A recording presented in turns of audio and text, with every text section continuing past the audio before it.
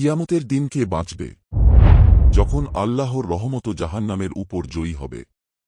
আল্লাহ কি এমন কাউকে মাফ করবেন?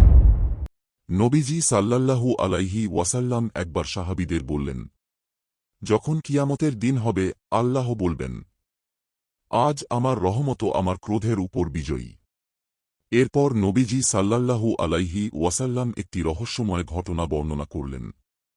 কিয়ামতের ময়দানে এক মানুষকে আনা হবে। তার আমলনামা ভয়ঙ্কর পাপে ভরা।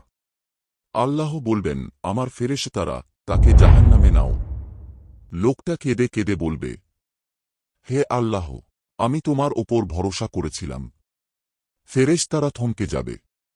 তারা বলবে, হে আল্লাহ, সে তোমার রহমতের আশা করেছিল। তখন আল্লাহ বলবেন, তোমরা থামো, আমি আমার বান্দার আশা নষ্ট করি না। আমি তাকে মাফ করলাম, তাকে জান্নাতে নাও। নবীজি সাল্লাল্লাহু আলাইহি ওয়াসাল্লাম বললেন, আল্লাহর রহমত ১০০ ভাগের ১ ভাগ এই দুনিয়ায়, ৯৯ ভাগ তিনি নিজের কাছে রেখেছেন। কিয়ামতের দিন সেই ৯৯ ভাগ রহমত দিয়ে বান্দাদের মাফ করবেন। সেদিন আল্লাহর শক্তি দেখাবে জাহান্নাম তৈরি, বিচার, হিসাব। কিন্তু তাঁর রহমত বিজয়ী হবে সবকিছুর উপর।